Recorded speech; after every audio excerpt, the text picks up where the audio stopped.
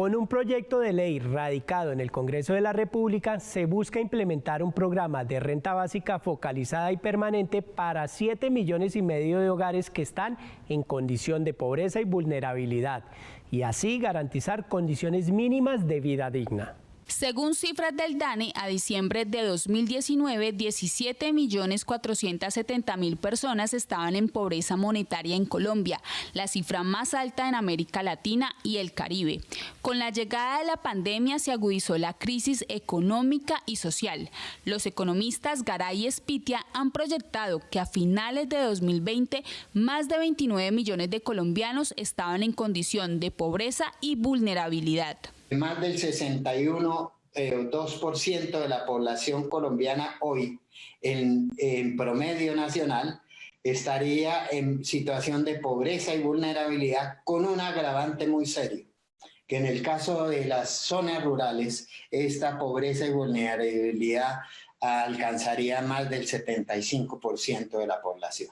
En el mes de enero de este año, el desempleo en Colombia llegó al 17.3%, es decir, que 4.200.000 colombianos no tienen trabajo y más de 5.300.000 personas están en la informalidad laboral. En Colombia se ha retrocedido más de década y casi década y media en términos de avances en la lucha contra la pobreza y una reducción lenta pero relativa de la desigualdad.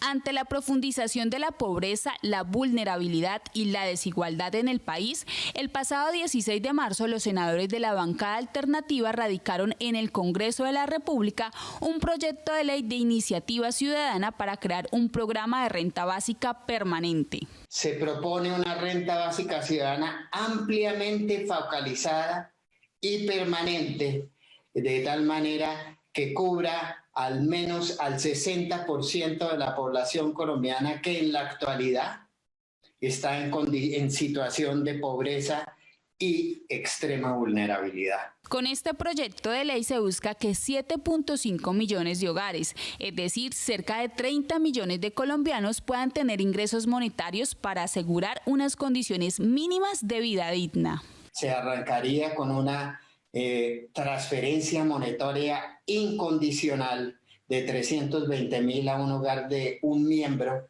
hasta llegar a 470.000 para hogares de 5 o más miembros.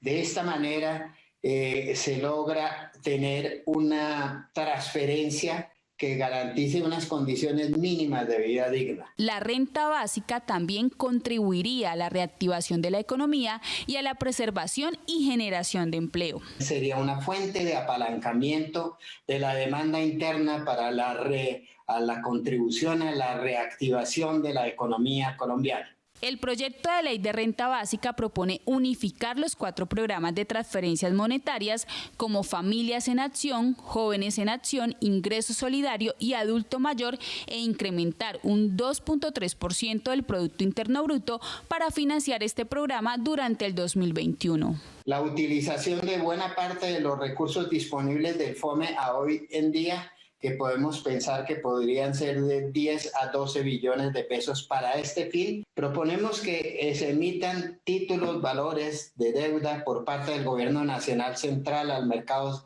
secundario, reducir el costo de la deuda pública externa e interna actualmente contratada por el Gobierno Nacional. La renta básica permanente es un primer paso que debe estar acompañada de otros programas sociales y económicos. La renta básica que propusimos en el proyecto de ley no es una renta básica universal, porque la renta básica universal le llega a todos los hogares y a todas las personas de un país, tengan o no tengan recursos. Eso no es posible en un país pues, como Colombia. Entonces está acotada, el proyecto de renta básica nuestro está acotado a los hogares pobres y en condiciones de vulnerabilidad, que son 7,5 millones de hogares. Eso es importante, está acotado, no es universal, sino que es, como decía Carlos Julio, focalizado a 7,5 millones de hogares, cerca de 30 millones de colombianos. Por otro lado, hay una diferencia que también planteaba Carlos Julio, que hay que desmenuzar un poco más. Y es lo siguiente, el proyecto de renta básica nuestro que firmamos con 54 senadores y representantes a la Cámara y que salió de las deliberaciones de la cumbre y que viene pues en un proceso de construcción hace un año que estamos trabajando en esto, este grupo de congresistas en el Senado. Esa renta básica, tal como la proponemos nosotros, es un solo desembolso de una transferencia monetaria a 7,5 millones de hogares. Un desembolso por hogar, que está en las cifras que ya ustedes escucharon, entre 320,000 pesos por hogar hasta 480,000 pesos por hogar de más de 5 miembros. Y que va de 320,000 mensual por hogar, va creciendo 40,000 pesos por cada miembro más hasta 480,000. Ahora bien, es un solo desembolso de una transferencia monetaria. El ingreso solidario es un desembolso, pero hace parte de un conjunto de transferencias monetarias que son Familias en Acción, Adulto Mayor, Jóvenes en Acción, devolución del IVA. Es un paquete, digamos, fraccionado.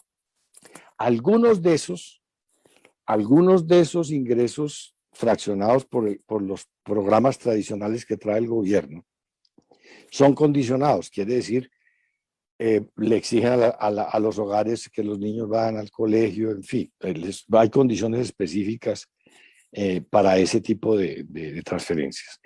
En cambio, como bien lo decía Carlos Julio, en el caso de la renta básica que proponemos, que es permanente, ya no es una renta básica de emergencia para unos meses, sino permanente para hogares pobres y vulnerables, se entrega una cifra completa, sin condicionamientos, a cada hogar.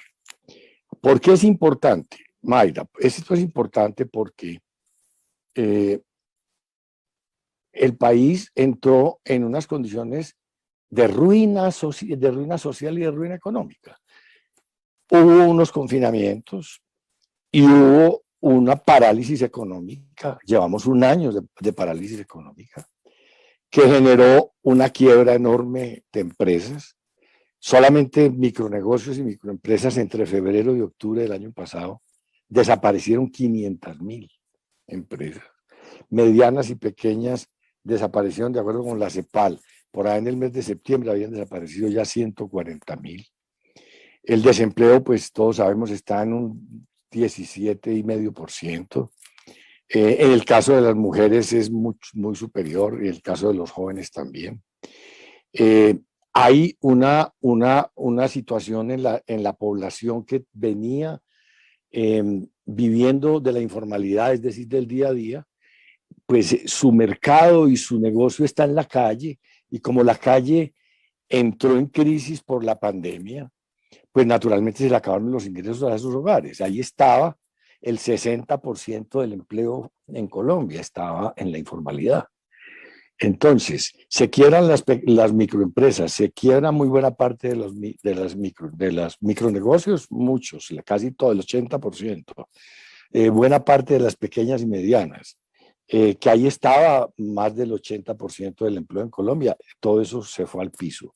Y la informalidad se tuvo que encerrar en la casa y se le acabó el ingreso del día a día, del rebusque. Luego tenemos ese montón de gente, de colombianas y de colombianos y de compatriotas sin ingresos, sin con qué comer.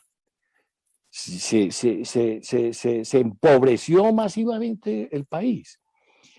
¿Quién puede responder por semejante hecatombe? Ese no es un tema de parroquias, no es un tema de Club de Leones, no es un tema de ONGs o de grupos de solidaridad o de los vecinos, no. Es un problema monumental de un país arruinado, y la única entidad que tiene músculo para enfrentar una situación de esa es el Estado.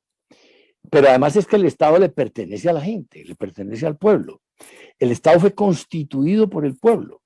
Eso dice la Constitución. Cuando yo fui constituyente, empezamos a escribir la Constitución diciendo, en nombre del pueblo, escribimos esta Constitución.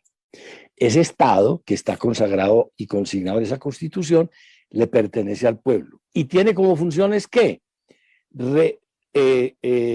Proteger los derechos de las personas. Para eso es el Estado, para proteger los derechos de las personas, las libertades, los derechos sociales, los derechos económicos, los derechos civiles, los derechos políticos, en fin, la seguridad. Entonces, el primero de esos derechos se llama el derecho a una vida digna.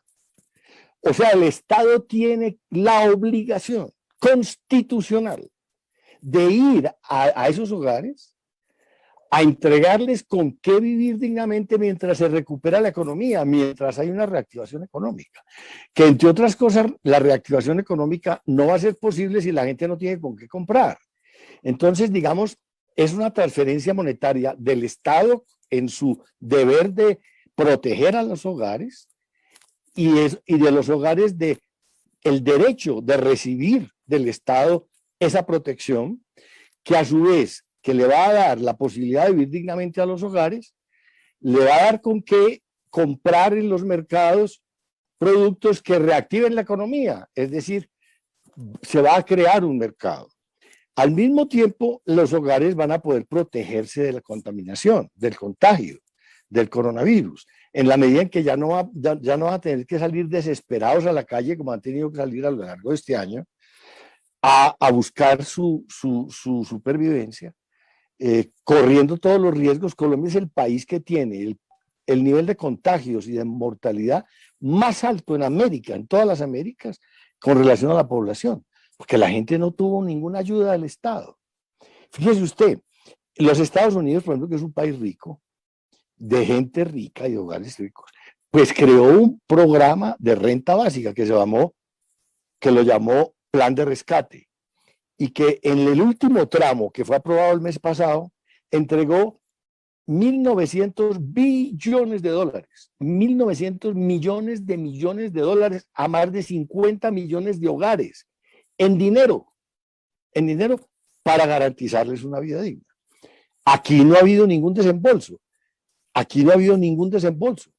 porque en esto estamos hace un año luchando con el gobierno, que por fin entendió, y así nos lo manifestó en una reunión que tuvimos con el ministro de Hacienda en diciembre pasado, algunos miembros de la Comisión Tercera, para hablar de esto. Al fin entendió que no podía quedarse más con los brazos cruzados y tenía que asumir la responsabilidad de encontrar una transferencia monetaria que nosotros llamamos renta básica y que ellos la llaman, en ese componente que ya expliqué, ingreso solidario. Y viene entonces esa propuesta en un proyecto de ley. Eso entonces le va a permitir en la propuesta nuestra de este conjunto de senadores y representantes y de la cumbre, le permitiría a 7,5 millones de hogares tener un ingreso permanente que le garantice una vida digna. Vamos a ver lo que trae el gobierno, que no lo sabemos, y vamos a ver a qué acuerdo llegamos conjuntamente los senadores que presentamos el proyecto de ley de la cumbre y los congresistas con el gobierno y con la bancada del gobierno, a ver a qué acuerdo llegamos para que haya una transferencia cuanto antes que atienda las necesidades de la situación de hambruna que hay en el país y le permita a los hogares tener una vida digna y le permita a la economía reactivar.